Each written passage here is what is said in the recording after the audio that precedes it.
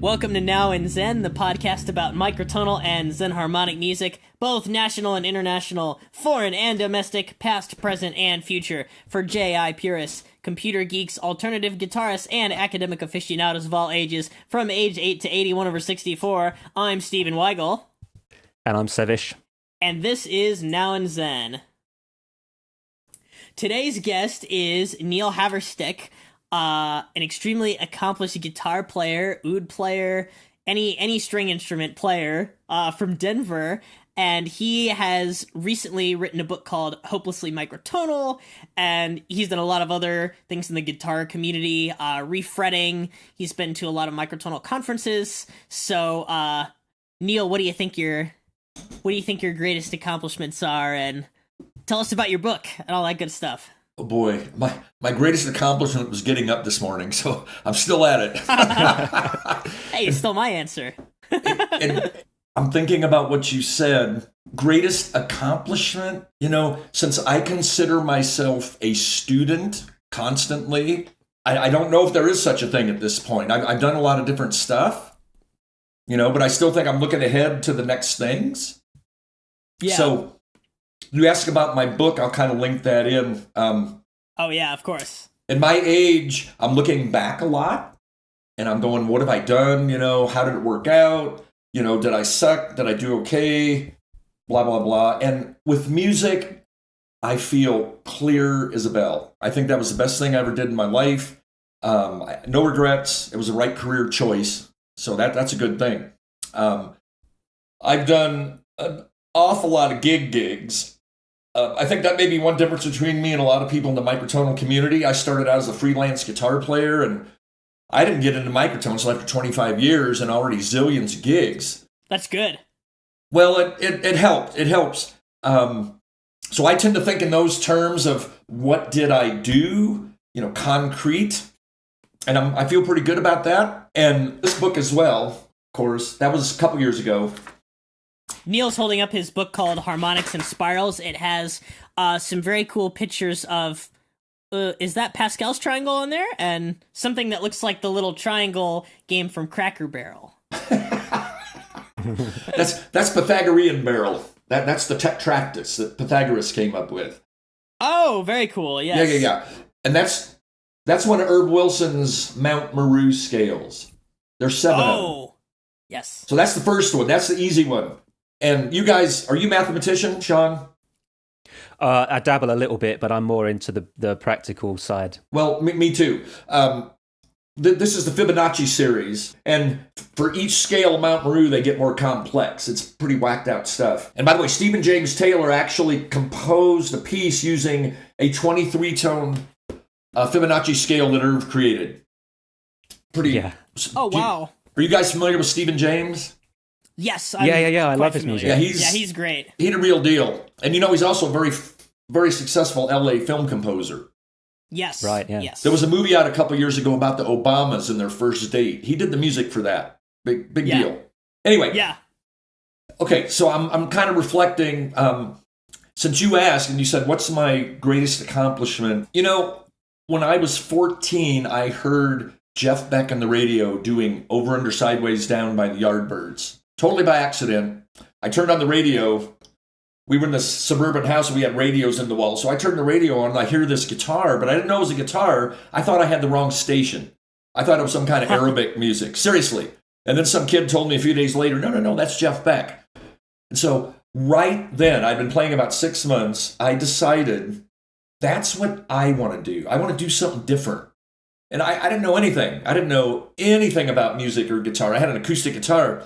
But when I heard Jeff Beck, I just knew that's what I want to do. And so I'd say that's my best accomplishment is I did it. And when I say I, by the way, I don't mean me. I mean, there's a whole lot of us doing this. I really mean all of us in a sense. We're all working at the same stuff. So I want to really make that clear.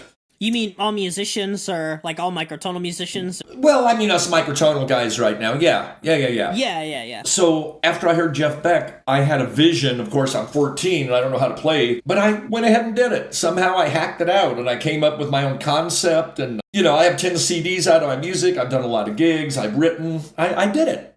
I'm still doing it. You know, that's fantastic. Hopefully not dead. I'm still here, but Still in the process, yeah. still in the process. So I would say, to answer your question kind of generally, just the fact that I decided to go off in this direction, away from 12-tone music, and I think I've done okay with it. I'll take it. So does that kind of answer your question? Yeah, absolutely. I mean, probably I should have phrased it a little better and been like, you know, what do people know you for in your career? Because I know about all the things you've done, and a few of the albums that you've written. I don't even know what it is for me, really, so... You got a few years left, dude. A few, yeah. Yeah. You should do well. It's funny, on my next CD, which has been sitting there for 3 years, I'm going to release it eventually. I started out with a tune called The Wildwood Flower by the Carter Family. You know, it's one of the old folk tunes. That's the first song I ever learned when I was 14. And Okay. I'm a country guitar player. I'm a blues guitar player. I'm a jazz guitar player. You know, You're self-taught with guitar, then? well, yes, I never went to any schools, but I've had some really brilliant teachers. Wow. Who, if we can get into talking about it, that's cool. But I ran into some really great folks that helped me a lot. And that's one reason I really like teaching. I believe I have a responsibility to give that back to people. Yeah, that's a good thing to believe. I kind of believe that, too. I mean, sure, I make a living at it, but Matt can tell you I'll do really long lessons with people when they're serious. In fact, sometimes I keep him longer than he wants to be. He's like wanting to get the hell out of here. I'm saying, wait, listen to this. Check this out. You know, true story. So, I know that you're a guitar player, and you also play the oud. One thing I really wanted to talk about with you was how different it is playing a fretless guitar, because I've tried it a few times in a few different contexts, and it seems really hard not to find the right notes, but to just, like, be consistent with your finger position. And, like, there's that video of you on YouTube that the Mercury Tree posted where you're, like, playing all your cool guitars and all that kind of stuff. So, like, how do you think the oud handles? Do you think it takes more time to learn than a guitar? Do you like it as an instrument? Do you like it more? Probably you do, because, you know, microtones. Again, you're opening up a wonderful thing. When I was 15, I read a review in a magazine of a group called the Devil's Anvil. And it was an album called Hard Rock from the Middle East. So I ordered it. I still have the LP at home, but it's on CD now. And that's where I first heard the oud. It was a bunch of Greenwich Village guys. There was an Arab, a Greek guy, a couple Americans. They made one album. I think it's brilliant. I like it probably better today than I did then. I still listen to it a lot. So what's that album's name again for our listeners? Hard Rock from the Middle East. Hard Rock from the Middle East. And it's way uncontrived. I mean, these guys were playing around Greenwich Village. And do you know who Felix Pappalardi was? No, I do not. That's the thing about being 67. I know some of this shit. That's okay. He was a bass player. He went on to produce a couple Cream albums. And then he played with Mountain for years on bass. He was a big deal. Wow. And so he was playing with these guys in Greenwich Village and managed to get him a gig with Columbia. He had an A&R gig with Columbia Records. So he got him a one-off album deal. And he played on it. They used a really great studio drummer named Bobby Gregg, who had also played with Bob Dylan and people like that. And they made this album. Oh, yeah. I would recommend everybody get it. So I heard the oud. I heard Arabic, Turkish, and Greek singing, odd time signatures, and I loved it. Yeah. It's just one of those things. I'm 15 years old, and I just loved it. Then when I finally got my oud and met Rahim Al-Haj, I'm like, got it. So I always wanted an oud. I finally got a real cheapie from a guy in Jerusalem a few years ago, and I took it to Rahim, and he opened the case, and he went, oh, my God. And he called it a tourist oud. It had a bunch of inlays on the back. It was horrible. It was horrible. But the case I still have. So anyway, I finally got a couple good ouds. Can you see the one in the background here? Can you see that? Yeah, and don't be scared to play it either. This is my Armenian oud, 7-string.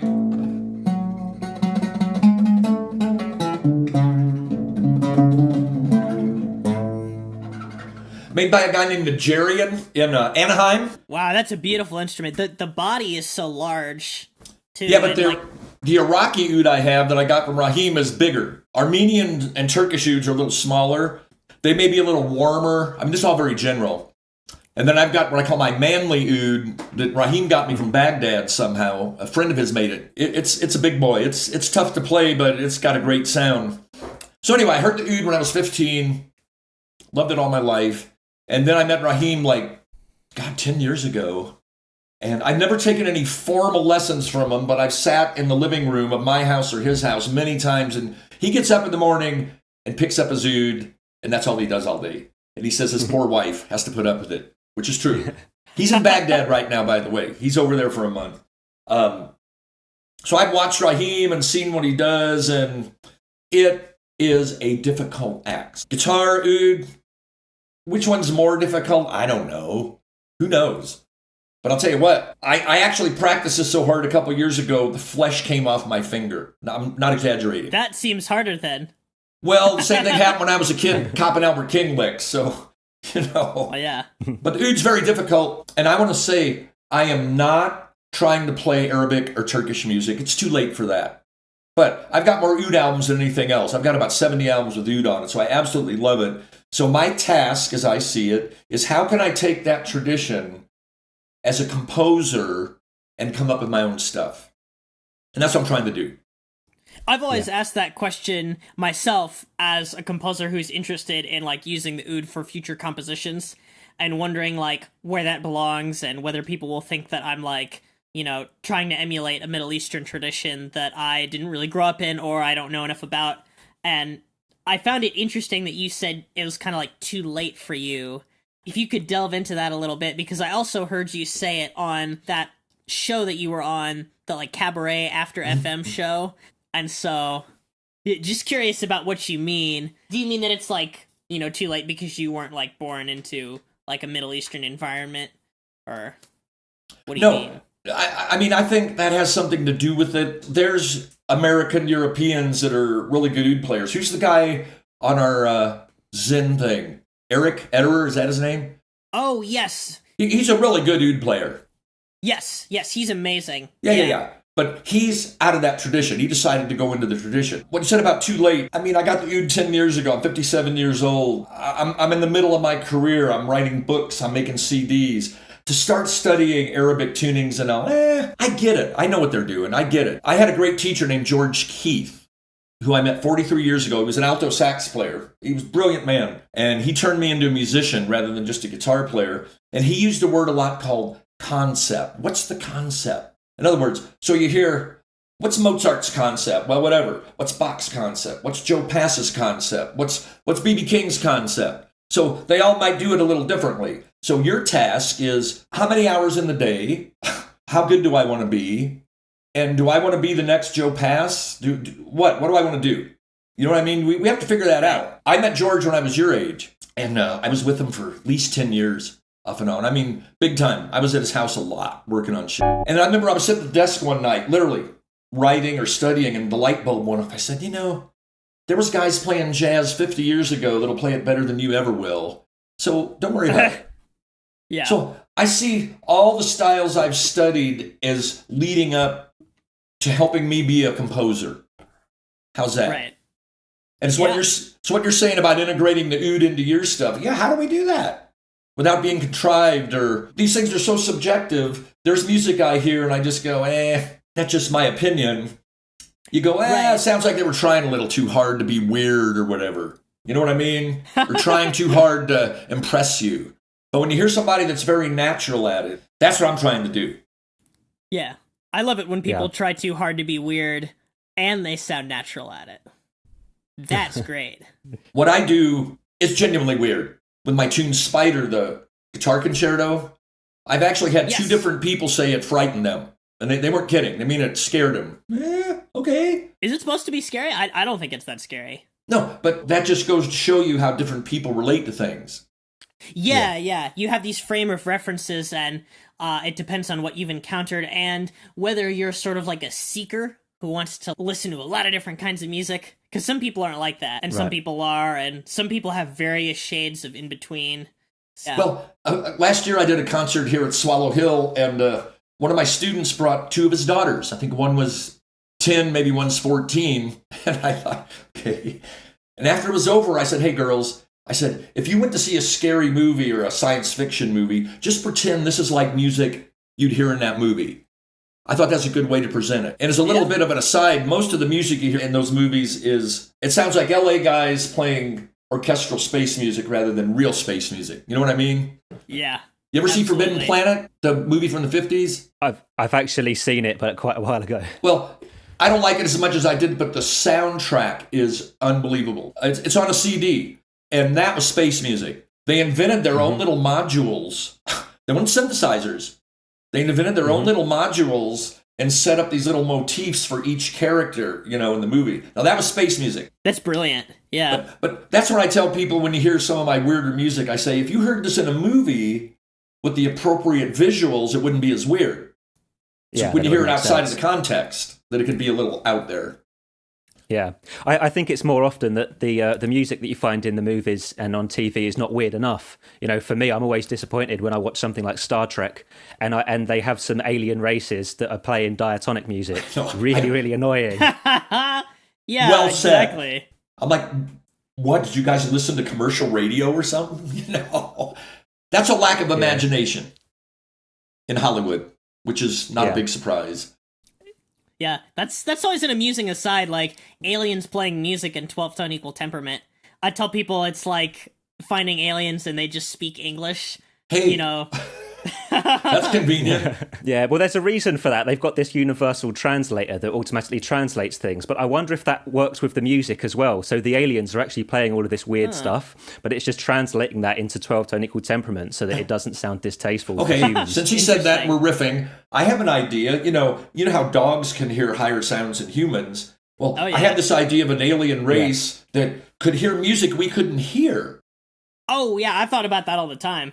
And you'd be in their planet, and they're in ecstasy, and you can't hear a thing. They're jumping up and down, and you're going, I can't hear anything. Who knows? Yeah, you think they're just behaving weirdly, right? Yeah. Aliens behaving weirdly. There you go. I always think about, like, perceptual things, too, that aliens could have. Aliens with, like, no sense of octave equivalence, or aliens that get mentally fatigued after listening to music for, like, 4 seconds. So You should write about it. there's a lot of different things you could play with. I think, like, I've always wanted to write that, like, kind of, like, fixed media suite for, suite of extraterrestrial musics, but I figure the music itself wouldn't be interesting enough. It would be more like a science experiment / sci-fi lore thing, and that would be okay. I think a lot of people would like it. I don't Well, we'll be waiting for that, okay? Okay, just write it tonight. All right. Yeah, that does sound really weird. But Neil, compared to that, your stuff I find is way more approachable. Yes. And you were saying about how you've played so many gigs, and that you'd played a lot of gigs before you got into this microtonal stuff. So I don't know if I'm right in saying that you might consider yourself a musician first, and that a microtonalist would come after That's that. almost exactly the words I was going to use. So good for you. Of course. Oh, really? Okay, cool. Because I use the same words. So what I wanted to ask you was, what kind of responses do you get from people who hear you play? Usually pretty good. And I don't know if you guys know John Sterrett at all or know of John Sterrett. Oh, yeah. Oh, yes, he posts the best Facebook statuses ever. Well, we go back 40 years, and we did a lot of gigs together. Country and blues and jazz, and he's one of the best musicians I've ever known in my life. He's also a great luthier, and he gave me the 19-tone guitar in 1989. Got me started. So my God, he's a mentor as well. And one of the comments both me and him have seen over the years is, your guys' stuff ain't that weird. Why, my dad liked it. In fact, some guy actually emailed me. He heard my piece Birdwalk, a 19-tone blues, and he said his dad said, that isn't that weird. Yeah. That's microtonal music? Yeah. I'm a musician. Do I like music theory? Yeah. I mean, I'm into it. I'm into it. Sure. But He held up his book about music theory in response, which is great. Sean had said almost word for word what I was thinking. I'm a musician first. And again, if you meaning anybody, I use the word you to mean all of us. I say that to my students if you do this, but I mean anybody. If you want to be a theorist, I don't care. Irv Wilson didn't play music. Irv Wilson was a theorist, a flabbergasting genius, and also the most down-to-earth guy you'd ever meet. You never guess how brilliant Irv was. I mean, I can't really imagine it based on how much he did. I met him in El Paso in, 96, and I was giving a little talk, and I was playing in a Mexican church at that time, doing some church stuff, and he started asking me about Mexican music. I mean, he didn't care about the ratios. He just wanted to know about Mexican music, and I thought that was pretty cool. But he had a big connection with Mexico. He grew up down there. But anyway, yes, I'm a musician. When you get into microtones, just use that word. The M word. The M word. There you go. You I think there is some study that has to go into this. Yeah. I mean, I don't know, maybe not, but I think most of the microtonalists I'm aware of are pretty knowledgeable about how it got there. So yeah, we're all theorists in a sense too. And there's Right. been lots of psychoacoustic studies about microtonality, but I gather they're not as accessible as ratio theory because that's simply, math that you can do yourself. Well, yeah, and there's Usually. certainly, again, if somebody wants to be into the theory, I think it's fascinating. If I had to sum it up, I would say I want to know the theory, how it affects real music. Does that make any sense? But then you could go, well, it all affects real music. So it does. Yeah, that's how I feel about it too. Sure. But in the long run, this is what I say about anything. So you listen to a piece, what are you left with? Sometimes I am left with, God, that guy was fast. God, that was incredible. Where are we going for lunch now? And other times I'm weeping. That's what I want. Just as an anecdote. Remember, I started playing country music when I was 14. I love it. I think most people have no idea how beautiful real country music is, especially the crap you hear today. But I was at a music store years ago. I was looking, not listening, at a book of Hank Williams lyrics. And I was reading the lyrics to Ramblin' Man. And I got a chill up my back. I mean, a physical chill just from reading the lyrics. Come on, guys. If you can do that with tempering out commas, I'm all for it. Okay? Sense of humor. I don't think that's going to happen. Yeah, but if you can give me a chill with your microtonal music, I'm happy. Okay? And I always use Hank. He's one of the greatest songwriters ever lived, as far as I'm concerned. And he didn't know what he was doing. He just wrote it down. So he didn't know anything about anything, but he did it. Anyway. Yeah, it's really interesting when somebody just has a real, natural ability and they are sort of more focused on making something than, learning the theory behind it. And the more talented you are, the more that seems, really efficient, I guess. Well, I'll tell you what. This is another thing. When I have a serious student, like Matt's serious and a few of my other guys, I'll say, when I'm teaching something, I'll say, explain it to me. So let's say we're in a band. You tell me what to do. And it's a good exercise. That's a really brilliant tactic. Can I kind of steal that with my students? Yes, that's what my teacher did, George, with me. I play in a band, the Bill Hill Quintet, and Bill is a timpanist with the Colorado Symphony, 40 years. And his new CD, by the way, is a masterpiece. It's Off the Raven by Edgar Allan Poe. Get it. Fucking masterpiece. And say that again for our listeners. Off the Raven? No, it's called The Raven, but it's off the Edgar Allan Poe poem. Right. So it was written around the poem The Raven. It's with the Colorado Symphony and the chorus. And I guess it was really difficult for the chorus. So I've been in Bill's band for 15 years. And if you don't know what you're doing, you can't do that gig. Because it's some of the hardest music I've ever played in my life. But it's also not contrived hard music. He just writes. You got to be on your toes or you're dead. That's great. When I'm looking at Bill's charts, I got to go, what? D diminished over E, and then I got to find D diminished over E and find the scale and go, oh, that's what he wants. That kind of thing. So when I'm teaching my students, I'll say, tell me what to do. I'm your student. You got to tell me. And then they have to know what they're doing. So that's what I think theory's good for. And then they know how it feels. Yeah. That's excellent. Yeah, you can't ask your students, do you understand? Because they get nervous and then they say, yeah. Explain it. But you ask them to teach you. Well, it makes a lot of sense. I told you, I've had some brilliant mentors, man. I lucked out, but I think the reason they liked me is I was serious, and every teacher likes serious students. They knew I was serious about it, so they gave me the real stuff. Earlier on, you spoke about Birdwalk. So I was listening to that earlier today. It's actually been stuck in my head most of the day. What strikes me about the piece is, it's so familiar and so bluesy, but at the same time, it's so rhythmically interesting. I just wondered if you could explain a little bit about that and how maybe the tuning, what influence that has on the rhythm. This guy's good.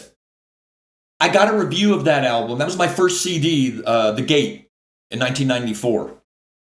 And Birdwalk was on there. Okay. And I've got a new version of Birdwalk. I finally got it live where I wanted it. And Matt just put it up in my site from Microstock a few years ago.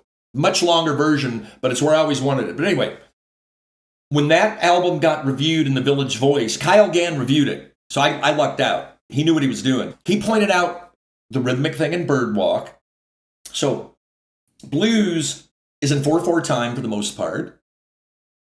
1 dun dun dun dun dun dun dun dun. So you change every 4 beats. Pretty simple. So when you walk up to the 4 chord, dun dun dun dun dun dun, you got 4 beats. When you walk up from the 1 to the 4, it's real common in blues and country. Well, you got 2 extra notes in 19, so now it'll take you 6 beats to walk up to that chord. And Right. if you didn't know what was going on and you heard Birdwalk, you might go, wait a minute. Sounds like a blues, because it is, but those 2 extra beats, Yeah. it took me years to really be comfortable playing over that, believe it or not. Years. Because those 2 extra beats.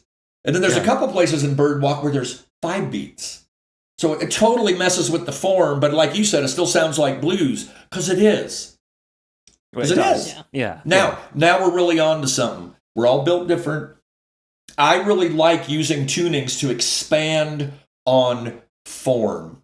So blues, country, reggae, jazz, you name it, especially with 19, you can stretch those a little bit. And now they're a little different. Well, in my take, that's what Charlie Parker did with swing. You know, the bebop guys came out of swing music, and they got more complex chords. They loosened up the rhythmic structure, stuff like that. And so ornithology, I don't know if you guys know much about bebop. Oh, yeah. I know that one, yeah. It's How High the Moon, same chord changes, with a much more complex melody. Yeah. So when I'm at a gig, I can say, you play How High the Moon on the bass, and I'll just play ornithology, and it works. So I really think that's very hip, how you can take an old form and stretch it. And I'm an American. I'm into American music. I love music from all over the world, but I think it's a hoot to take blues and do it a little differently. So that it kind of answers your question about the rhythmic thing with those extra notes. Now you can take blues and giant steps. We've talked about that on threads on Facebook. Oh, I don't know if you've seen any of those. Somebody just put a video up they did of giant steps, a demo, and a different tuning. I can't remember which one. 19. Was it 19?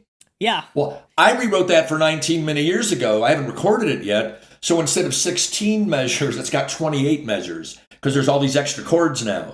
It's a son of a bitch. It's hard. Oh, so the way that you wrote it, you kept, because it keeps going up by It's major thirds thirds or something. So I kept the same key center. All right, so the key center is G, B, and E flat, just an augmented triad. So I kept those centers, but now when you're getting there, I put extra chords in between. Oh, okay, so you kept the Right. centers, and you didn't say, okay, we'll keep going with G, B, D sharp, F double sharp, A double And sharp. that's another way to do it. You didn't do that. Yeah. Yeah. Because I think it's funny, because people in the groups, like, they respond to it differently because there's lots of different choices you can make. So, like, the choice that you made was adding the extra chords in between that 19 offers, and this other person who posted, like, sometimes changed the key centers of the augmented chord that it revolves around. And I gather that some people who haven't made their own mock-ups, but, you know, want to do it their way, would do the thing that I mentioned where they, like, just keep going with the augmented chord for a while. But I don't know if they would go around all 19 notes. Since 19 is a prime number, of course, you can stack any of the same, you know, note relationship over and over again. It'll take you 19 times to get back to the original note, octave equivalent. Yep. Yep. So that's another way to do it. Doing it the way I did, it's hard enough. Trust me. I mean, that's what I mean about music. I mean, here, me and Sterrett were rehearsing that, and we kind of backed off. I don't know if I want to have another band right now, but do it. Let's hear it. Let's hear somebody really rip through a 19-tone version of Giant Steps. You know, that sounds amazing. The giant steps in 12-tone equal temperament is hard enough, and I think with microtonal music, there's this obligation to make it easy because people are so new to it. But you guys are just beyond that. You know, you're playing in 19 like it's 12. We're very comfortable with it. You know where all the notes go, virtuosity, everything. I want to have that with, like, a few tunings like 15, 19, 17, things like that. So Yeah. Well, if you do, you meaning anybody, then I think the music sounds more like music. Yeah. You're not struggling. Right. You know, yeah. I just saw an old video, it's a good segue, of John McLaughlin playing jazz in England, way before he was famous. And Ginger Baker was on drums. And it wasn't very good. It was very stiff. It was real stiff. It was just a standard bebop tune. And you kind of felt like your clothes were too tight or something. It's like, well, the notes are cool and they're great musicians, but it wasn't happening. Right. And you can feel that in music. Yeah. If somebody's not comfortable, you'll feel it. Yeah. You will. That's my take. I think I'd feel that almost every time I hear music and there's more than 10 humans in the vicinity. So still on your question, I'm a musician and I love music theory, and studying with George Keith, I always say, don't try to outwit a bebop musician on traditional music theory. It ain't going to happen. They were brilliant. They know all the different combinations. Like I know a lot of great classical musicians because I've done a lot of symphony gigs and stuff like that. And you got these guys that can do this astonishing stuff and they can't improvise one note. And they've told me this. Really? Many of them. Oh, that's bizarre. Well, Bill's different. He's a great improviser. Yeah. So sometimes I wonder what happened where classical musicians now just are interpreters. Yeah, it's rather than creators. very weird. Yeah, because there's lots of devices in classical music that call for improvisation and assume that music theory knowledge and comfort of the performer, like in the cadenza, in the classical Exactly. period. Yeah, you're supposed to improvise, and I think there's a connection between improvisers and theorists and composers where composers like making things that sound interesting. So I know that, like, that part of my brain as a composer feeds into what I do when I improvise, always changing the texture so that things sound right and it gets really comfortable. And then my knowledge of music theory makes that happen. It's kind of like a vehicle, so it all works together. Well, vehicle is a good word. Yeah. I listen to Bach more than anybody. I mean, to me, here's Bach and here's everybody else. I'll debate who's second all day long, but not Bach. And I listen to him over and over and over and over and over and over and over. And it's always like the first time. Because he can take 4 notes and turn it into a 10-minute fugue that is flabbergasting. And you can ask Matt. I've sometimes given him a Bach figure and said, go. And I'll play like a rock and roll rhythm. I'll play like a rock and roll rhythm with these 4 Bach notes and say, improvise, go. How are you going to do this? His famous fugue in G minor, it goes, da, da, da, da, da, da, da, da. Yeah. That's it. That ain't many notes. That's 4 notes, and it's flabbergasting. So take that and see if you can do it reggae style. Take that and see if you can do it country style. I'm dead serious. It's good exercise. That's how you improvise. George used to say Bach was the first bebop musician, and I buy that. Just swing Bach's bass lines, and it's jazz. I'd love to hear a recording of that, bebop Bach, although I've never, looked that up or anything. There's lots of guys that did it. It probably exists already. I think I've heard some, actually. Well, there was a group called the Swingle Singers that did that. And there was some French guy that did a bunch of Bach stuff. I can't remember his name, a pianist. So it's out there. Yeah. Jack Bruce of Cream used to say that Bach was, if you wanted to play bass, study Bach. And then somebody told me on Facebook just the other day that Jocko said Bach was his favorite bass player. So case closed. Okay. Coincidence? No, Bach was something else. Yeah, great stuff. I like listening to him as well. Sometimes you can just listen and just let it take you places, but also I can listen to it and get stuff done. It also has that kind of effect for me.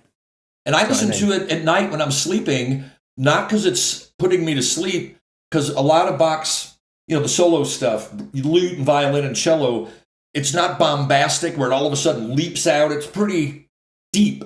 It goes this way rather than da-da-da-da-da-da-da-da-da, which is like this. Right. Yeah. So I can listen to the whole side of a Bach CD, start it over, and it's like I never heard it before. And this is after my whole life. This is a lot of fun.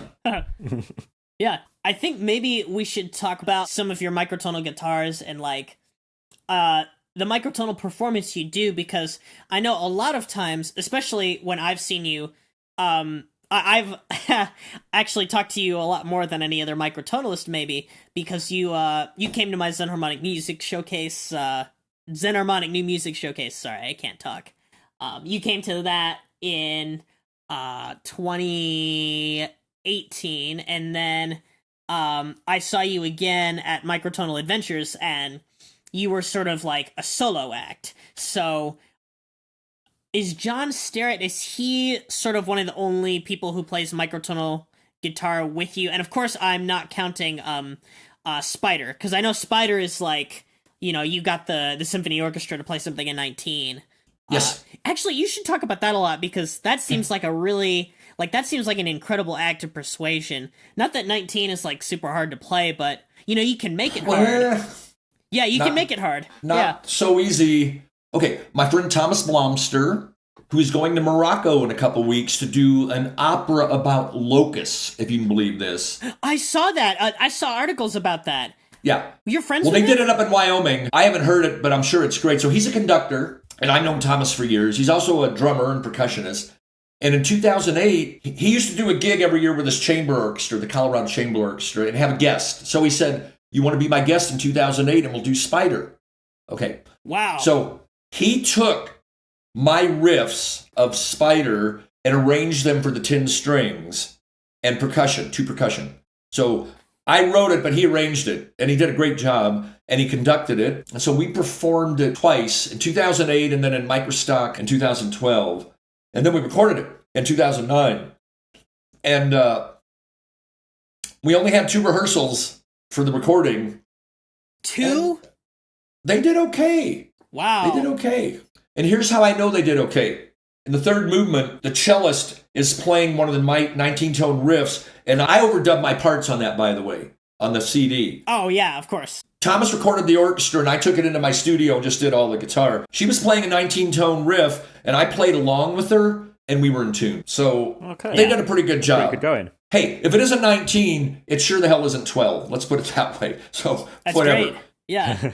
But I thought that was a pretty cool piece. That's on 4 of my CDs. I've done it different ways. Segueing to what you said about playing live, it's so much easier to play solo financially. Yeah.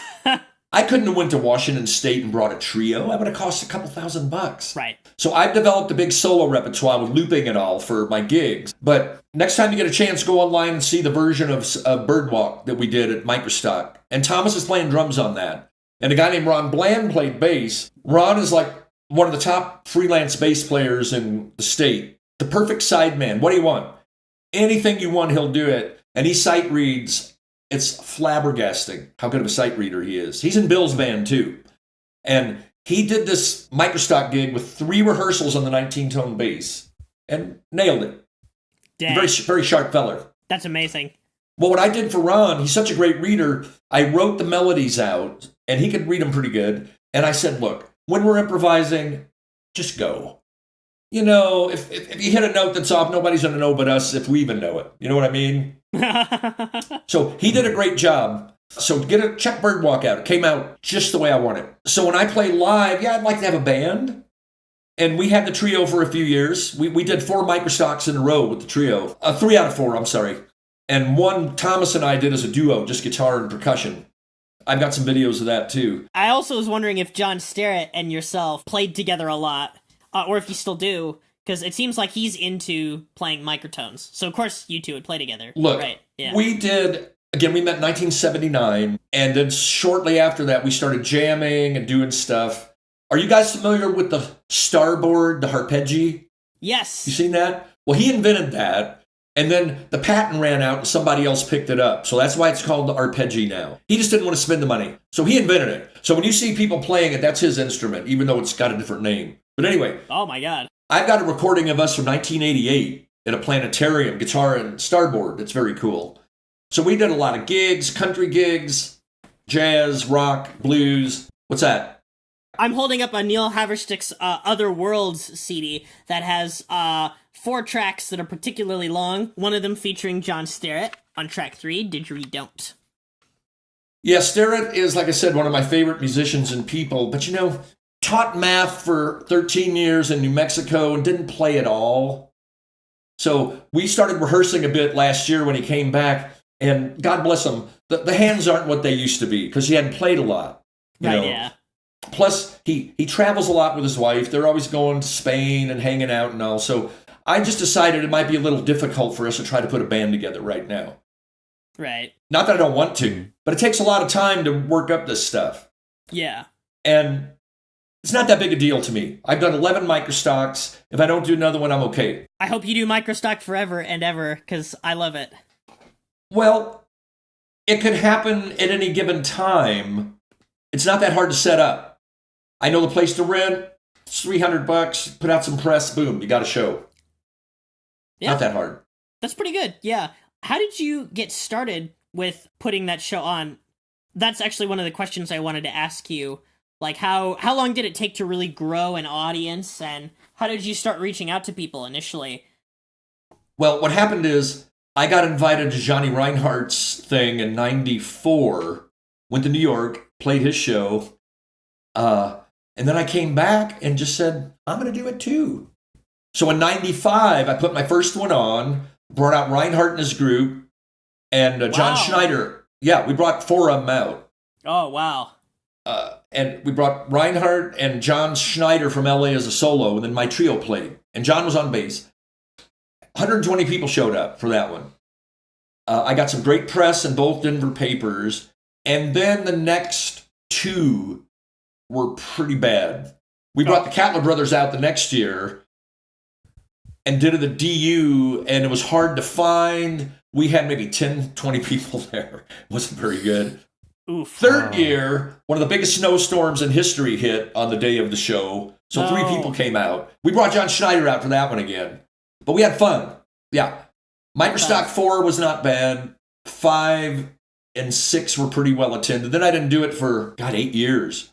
And then the next 4 we did, we had about 75 people for the first 3.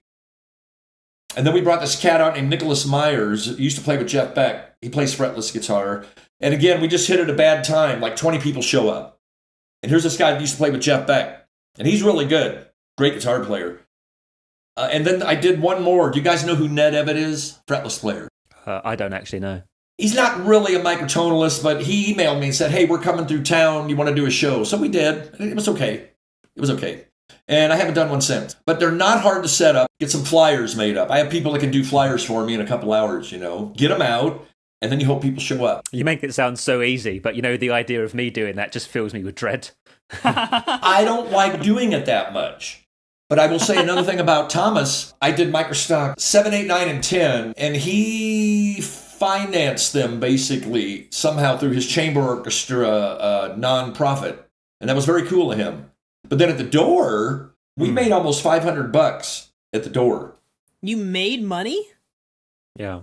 Well, we paid everybody. We always pay people. Oh, yeah. Of course. Yeah, you have we to always do that. pay people, including ourselves. We should get paid. Yeah. Yeah. Now, yeah, if I don't get paid, I can live with it. But we got enough at the door, and a friend, Gary Morrison, who's one of the old microtonal guys, he sent us a check for $500. Just boom. Which covered the rental and everything else. So that was pretty cool. And that's part of the deal. You don't hesitate to hit your friends up for money. Yeah. Interesting.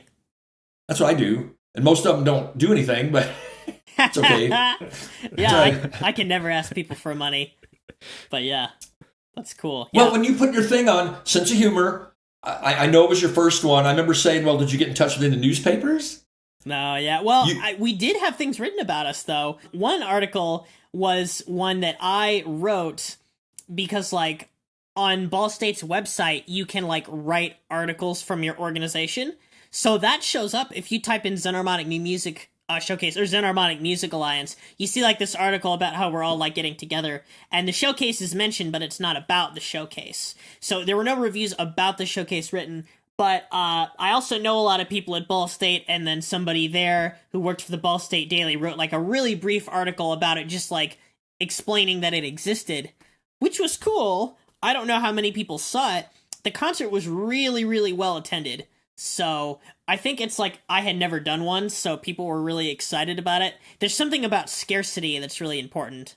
Like, if you haven't released something in a while, and your releases are usually pretty good, people are kind of, like, itching to hear from you. So, well, you know, the issue is also, look, what we're doing is way different than what most people are used to. It really is. Let's face it. And watch the Grammys if you want to see what people are into. And then makes you want to slit your wrist sometimes. Sense of humor here. And you go, we're fighting a real uphill battle here. That's how I felt when I listened to this year's. There were like 2 good songs on there, but still, it's like, they just don't care about experimenting, to my knowledge. And that's okay. I mean, I just don't want to compete with that. That's the situation we're in. This is just something that popped into my head. We're riffing. It's pretty astonishing to me that nobody knows anything about tuning anyway. In other words, it's very weird. I'm going to study piano. I'm going to study flute. Here's your flute. Here's your guitar. Ready? But why are the frets where they are? Yeah. Nobody ever asks that. It's easy to take that for granted. But then, you might go throughout your whole life without discovering that the frets could be in a different place. I know. And you know what? You could do that and you could still be learning things your whole life. I mean, this is kind of what you said earlier on, Neil. Like, you're a student for life. And whether you pick a guitar or an oud, you could go for your whole life and still have things to learn. That's what I try to tell my students. And I this is not false humility. I mean, I say, look, we're all really doing the same thing. I may be in a different place. It's not a circle, it's a spiral. But you're always going around, Yeah. But next time you may be up here. And I have 2 students. I do a jam session at a music school on Saturdays, and 2 of my students show up, and I could hear their progress. They're getting better. It's working. Good for them. It's like, go, you're getting it. Go, go, go, go, go, go, go, go. Go, go, go. But for me, I'm still learning, but maybe not in the same spot they are. And they say, that'll keep you young. Yeah, this is maybe getting a little rickety, but inside, it's like, oh my God, I want to read this. I want to watch that. I want to study this. Yeah, well, that's good. It's really good to hear. It's like quite inspiring, really. Going back to the thing about, why are the frets where they are, I can totally understand why people don't get into the microtones, because there's so much to learn about music anyway. I mean, how'd you give someone else an experience? I teach a lot of little kids. I can teach a kid what microtones is in about 2 sentences. Okay, Dylan, see where my frets are? Okay, well, I've got extra frets, so I can play notes in between. And he'd go, oh, okay. Well, this little girl, she's 11, and she's really sharp. She plays cello and guitar, and she saw my 22-tone guitar the other night and said, those frets look weird. So I grabbed it, and I showed her what it was, and I talked about the harmonic series, and I played harmonics and said they all line up, and she did okay. She's 11. Yeah. But why can't an 11-year-old understand this?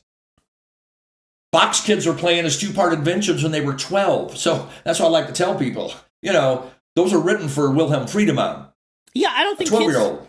Kids are like, we sort of want to coddle them, I think, but they're capable of a lot, and we should give them credit. And we also shouldn't act like things are too hard or inaccessible, because that's sort of like this bias that people get from like being in society and like growing up, and kids just think that like something might be cool and fun, and if it hits them right, it hits them right. So, Well, thank you for saying that. I don't baby my kids. I've got several young kids. Yeah. Dylan just did a talent show and nailed it, did great. Yes. And I thought, what are we going to do next? Did you see that post by any chance? Oh, I didn't, anyway. Sadly. And I walked in Wednesday, and he's singing My Favorite Things from The Sound of Music, which Coltrane did, of course. And I said, where'd you hear that? Oh, my mom played it. So we worked on My Favorite Things for the whole lesson. I charted out the chords, started teaching him how to play in 3/4 time. Boom, boom, boom, boom, boom. He did okay. And then I said, learn the melody by ear. Oh. See if you can do that. Now, kids want to be big. So you give him a challenge. I'm like, I can do that. Right, yeah, exactly. Yeah. So he's going to learn My Favorite Things. Oh, my God. How cool is that for a 9-year-old? That's super cool. And it was his idea, not mine. He didn't want to learn some baby crap. He didn't want to be a baby. He wants to be a big boy. Yeah, he doesn't want to play Mary Had a Little Lamb again. Kids hate that. Don't get me started. But yeah. Well, Neil, about those, about you were mentioning the guitars. Do you have any favourites out of your collection? It's, again, now you're back into the time thing. How much time do we have in the day? So, I've got 19, 22, 24, 31, 34, and 36 tone guitars. 224 tones now. I got that harmonic one that Starrett built. It's got harmonics 24 through 48. And that was because of Herb Wilson. He had a guitar like that and told me in a letter, he said, it's my favorite guitar, so I got one. And then I'm writing books, I'm teaching, I like to watch EU crime dramas. How many hours in the day? So as far as favorite, I love 19, but it's like 12 tone for me now. It's not that big a deal. Yeah. Really like 34. I haven't done anything with 24 or 31. 31's beautiful, but so many people have composed it, and I thought, I'll go with 34. Smart technique. That's how I feel about 24. I trust other people to do stuff with it, so I'm like, I'm not going to touch that for like the sake of oral diversity, you know? Yeah. Again, this is what we got to make decisions on. It's like a Mercury Tree doing 17. Good for them. That's a good one. Lots of and people a Plug, do that one, yeah. They're killer band. Killer. Those guys are really good, okay? Yeah, okay. So how do the Catler brothers manage to play a 64-note guitar? That's actually a pretty good question. Is it like 10 feet long? I've never seen that. It seems crazy. Well, now he's just playing his 12-tone Ultra Plus. Now, I want to say that Catler is one of the innovators and should have much more recognition than he does. They've done a lot. They've done a great deal. Oh, yeah, absolutely. I tell everyone to buy Crash Landing. I've done a bunch of gigs with Catler over the years, and we get along pretty well. He's not a warm, fuzzy feller, and he doesn't talk much about what he does, which is kind of interesting. But I think the 64 notes is 2 octaves. I don't think that's in 1 octave. Okay. He never told me. That makes it possible. That's not in 1 octave. Yeah. But it's a hell of a guitar. I wish I had one. There's a quote from the luthier or something like, I'd rather drink cyanide than make one of these again or something. He was joking, but it was really difficult. Really difficult to make that guitar. Yeah. But I'd love to have one. But Catler's a real innovator. He doesn't make the rounds on like the internet groups. So he's not on the internet. Yeah, and that's okay. I always tell people to listen to Crash Landing. I have Crash Landing in my car, and it's always good for like something upbeat where like I need to be upbeat and confused and thrilled. Like then I just pull Crash Landing out. So I'm gonna give that to a few friends, and it'll make the rounds among my cultured friends, and maybe I'll never get it back, but that might be a good thing. They might need it more than I do. Well, I've got a version of Hyperspace from when we brought them out in 95, 96. Do you really? Little faster, and it's Paul Ehrlich's favorite microtonal tune. He always talks about it. It's a really good one. I sent him the live version. They pretty much just did the album live. Wow. Crazy. His brother Brad, oh my God. His brother Brad was playing sitar with Indian musicians in New York years ago. I mean, the real guys. Yeah. So Catler's brilliant, but Brad's the guy. It's a real badass. So when they came out and played, Catler was using a fretted microtonal guitar, but Brad was using a fretless bass to play like all this crap that oh my God. John was using a fretted guitar for. So Brad's using a fretless bass. Well, that explains Crash Landing. Yeah, he's a monster. Yeah. And those guys... Oh, I saw him when I was in Boston last year. Him and Babe showed up. Oh, yeah, yeah. So he's building a studio now out in Massachusetts somewhere. Oh, cool. Yeah. What made you decide to pick 34? I know you said that you didn't pick 24 or 31 for the same reasons that I don't use 24, so I'm glad we've touched on that. And we know that 34 has like really pure major thirds and good fifths, and you talk about it in your book. It's like 17 times 2. Was that sort of the rationale? Because there's a lot of other tunings you could have picked, and I think the guitars that you play sort of showcase your taste in tunings. You like things that are close to just intonation, generally. So I do. Yeah. I like thirds and fifths. Yeah. Yeah, they're good. I do. Nothing wrong with thirds and fifths. Again, it's what do you want? What do you want? And how many hours? Again, how many hours in the day? And, and all that. The 34 was given to me by Larry Hansen. So after I played at Reinhardt's thing in 94, somehow he saw a program with my name in it, and I get a letter. These were the days when people wrote letters. And wow. He said, I've got a 34-tone guitar. Would you like to check it out? Oh, my God. He sends me the 34-tone Telecaster, and I start messing with it. Okay. That's so great. It took me weeks to figure out how to tune it. You know, you got the comma. So when you tune this guitar, you can have different choices of the B string or whatever. I was going nuts. I even called Catler. So I finally figured it out. Which one did you pick? I'm not even sure. Yeah, I mean, like, if you've got E, A, D, G, B, E, did you use a variant of that? And then, because it's not mean tone, the distance between B and E is either a fourth or it's slightly larger. Okay, so here's a perfect example. This should be in tune. A little loud. Another thing about my book, by the way, all my instruments cost very little, and they're killer, and they sound great. So I just want to make that statement. That's very important. We should, like, when we edit the episode later, we'll just loop that and put it in for, like, 2 minutes so that people buy microtonal guitars. It's very important. You better buy one. Well, this is a Goya. They were made in Sweden, and then Martin took them over. Well, I've got 3 Goyas, 34, 19, and fretless, and I've had a bunch more that I've sold over the years. So this is tuned to D, drop D. So here's a D, and here's a B. Yeah, it's not there. It's a little off. Now hold on. That B's perfectly in tune. There's the comma. Yes. But this B, a little pushy. But wait a minute. That B is in tune with the E string.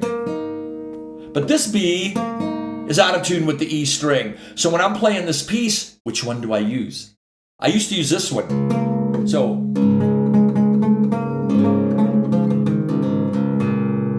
nice. But wait a minute. Oops. Right, yeah. Perfect. So it's kind of fun.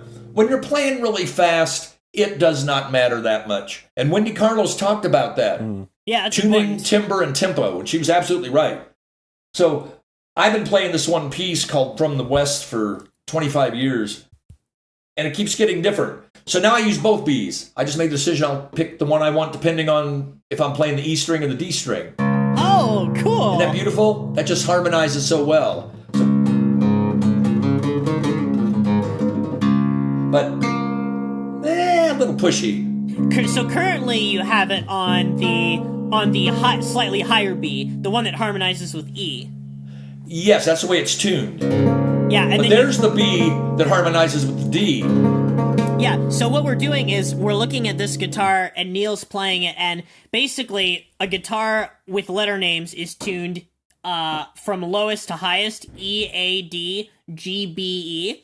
Yes. And in 12-tone equal temperament, the distance from G to B is a major third, and B to E is a perfect fourth. But in 34-tone equal temperament, you can't make it work where G to B is the same distance, and then B to E is the same distance. You have to pick one of them to be in tune. So Neil tunes his B both ways, but when he was showing us there, he was tuning his open B string on the slightly higher choice so that B, E together as open strings would be in tune, and G, B as open strings together would sound 1/34 of an octave sharper than a good major third.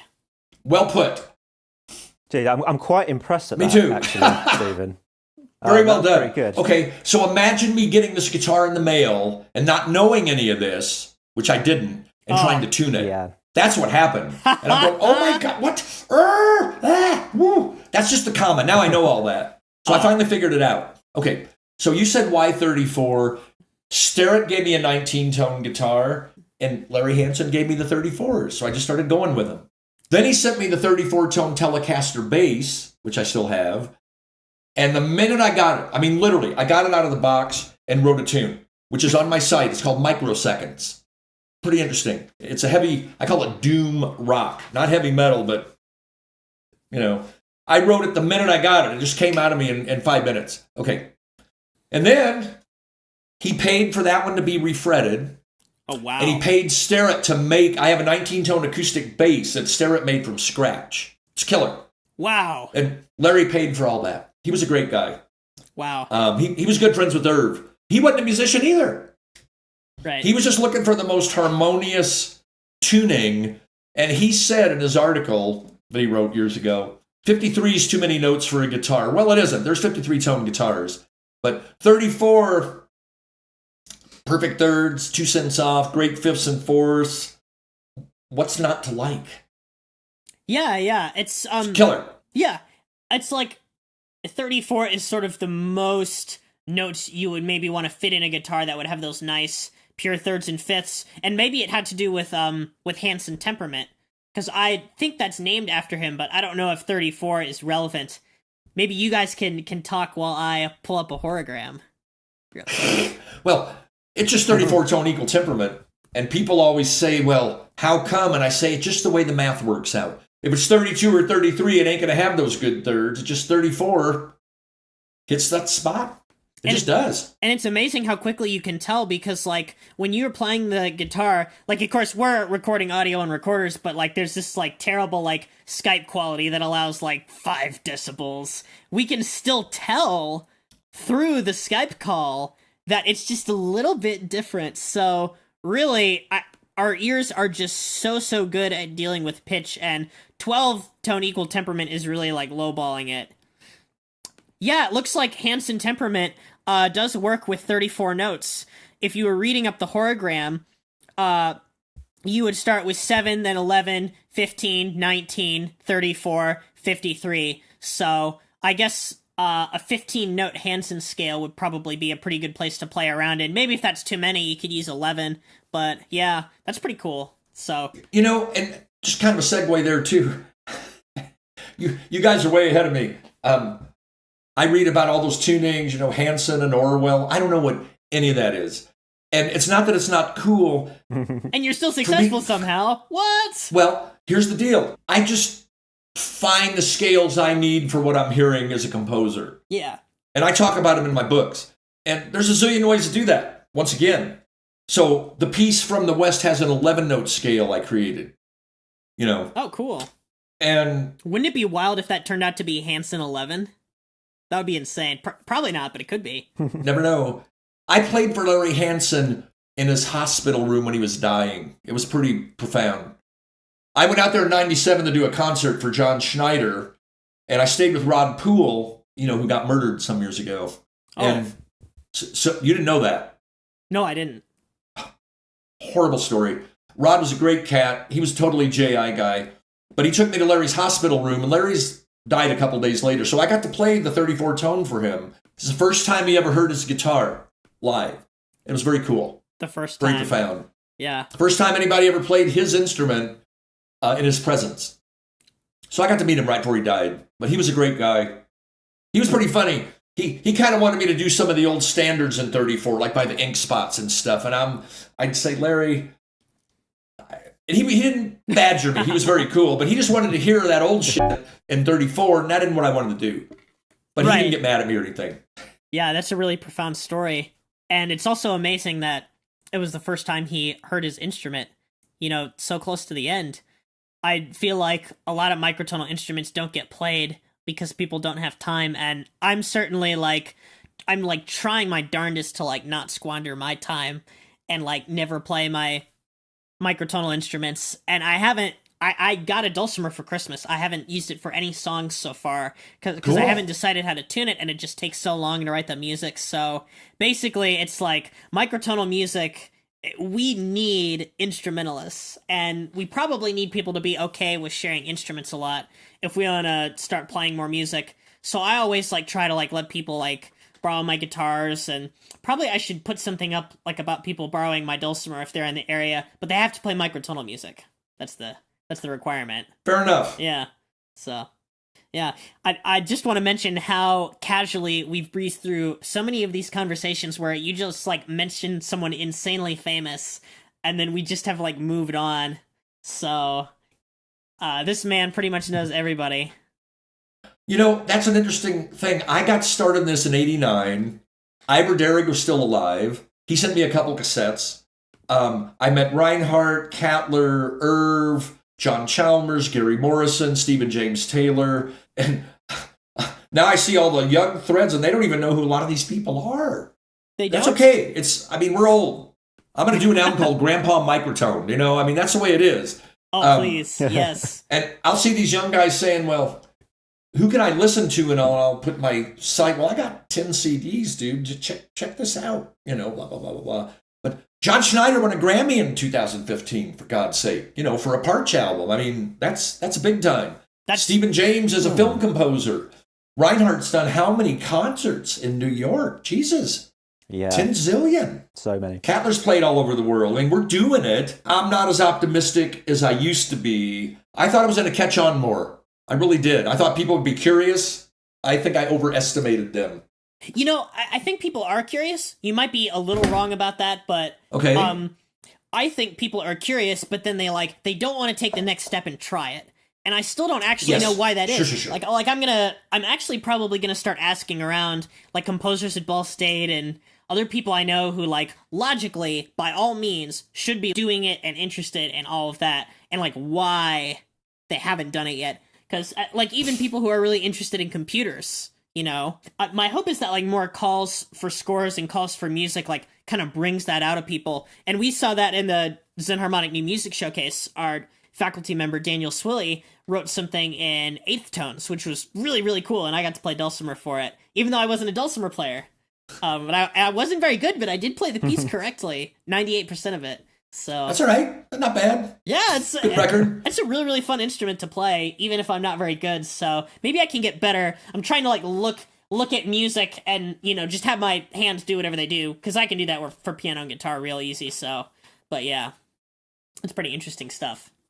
Well, yeah, I'd like to see it spread, and I'm doing everything I can, and I know you guys are too. And what else can we do? Put out internet polls that say what's stopping you from trying microtones, and see what people say, and figure out the best answers. I don't know. Again, kind of going backwards. Again, I'm going to play guitar. Here we go. Why are the frets there? If we could just change that. It's like tuning is not an issue. It's not even talked about. Everything else is talked about. Theory, technique, whatever, songwriting. Yeah. But nobody ever talks about tuning. It's once those 12 notes got set, and there's debates about that, but I always say around the time of Bach and Mozart, that's pretty close. Come on. We can overdo what day of the week did mean tone go out. No, don't worry about it. There was people doing all kinds of shit. But I just tell people, around the time of Bach and Mozart, people started using 12 notes of the octave, and that'll do for now. But we quit talking about the subject. Yeah, I think that's why, is because if people were using different tunings, and even different tuning standards for A, suddenly tuning would have to be brought up. But I'd love it. Yeah, but now, I think if you make things so efficient that they don't have to be talked about, then lots of people won't talk about it, and tuning has sort of become that in That's a good point. Music. That has happened, hasn't it? Because a lot of the instruments we buy are mass produced, because you want to buy a guitar and your mate's got a bass and you want to be able to play music together. So the assumption is they should be tuned the same. And, the sheet music books, they're all mass printed. And then the curriculum that you learn in school is kind of from the top down. They say this is what you must learn in school. So you can see how these things work together to make it so that we just take for granted the fact that there should be 12 more or less. That's absolutely correct. And there's so much more than that. And again, I'm a very optimistic person, but I'm also realistic. How are you going to change that? How are you going to get Harvard Music Department to start teaching microtones? I don't know. If it started there, like you said, it worked from the top down. But I think you have to get the songs that people like to be microtonal, because they don't really care about the whole issue as I see it. Ordinary people, they listen to music and then they probably want to be able to play it, something like that, and then they sort of learn more about it. So basically microtonal pop music, I think, would do it. And, we got close with King Gizzard and the Lizard Wizard. Even if we didn't, make the word ubiquitous, there's, this giant spike in internet interest with just them, doing one microtonal album. So yeah, we just have to get one uber famous person, people who play the Super Bowl, just one of them has to do a microtonal album. Dude, just one. I've been saying that for years. You are absolutely correct. That would be all that would need to happen. Yeah. And then people would wonder why the sound was so interesting, and then they would want it.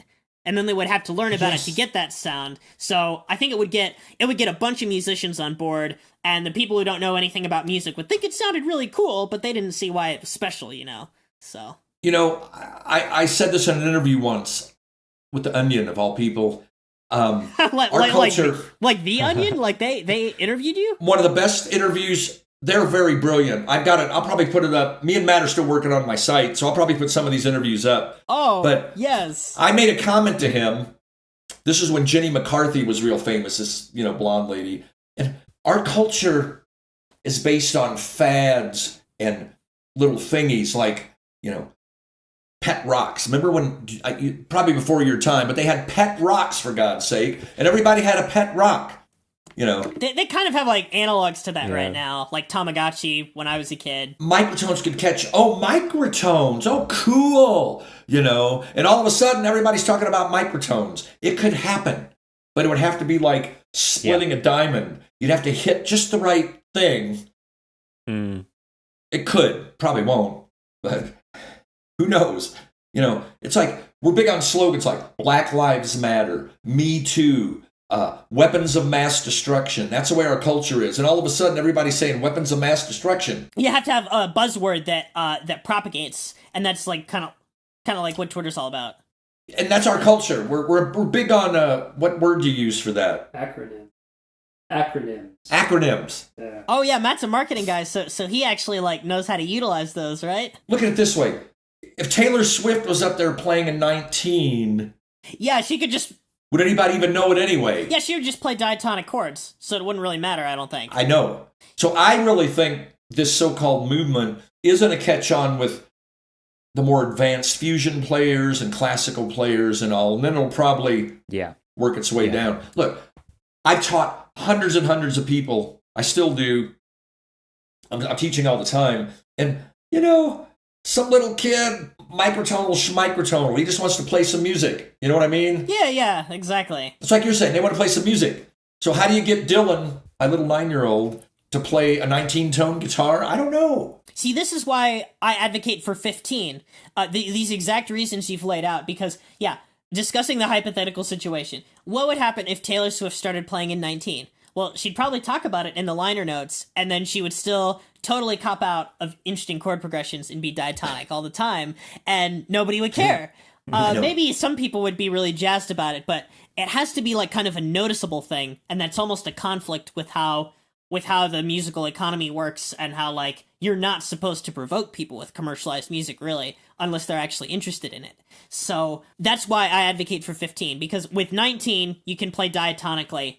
With 17 you have a manageable system of perfect fifths, so that's fine, but then the thirds might not really work out and some people might not want to use it. But 15 has major and minor triads that are quite interesting and good and sound 12ish, and no diatonic scale and nothing resembling it at all. So it would have to sound microtonal by definition, but would also sound really good vertically.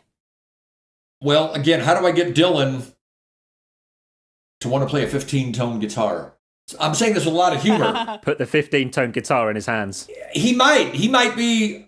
He's in for the long haul, by the way. I mean, he's a great little kid. He'll be 10 in a couple weeks. Putting a 15-tone guitar in a child's hands actually might not work as well as a 12-tone one. I think that's something where you have to get past the curve of having basic music skills, and then you can explore this new thing. Yes, absolutely correct. Yeah, because if you've got a kid and they're learning guitar for the first time, they take a really long time to play chords, and they have to be told what those chords are. So, and a microtonal tuning such as 15, where people even, disagree on whether it should be notated as 3 circles of fifths or a subset of 60.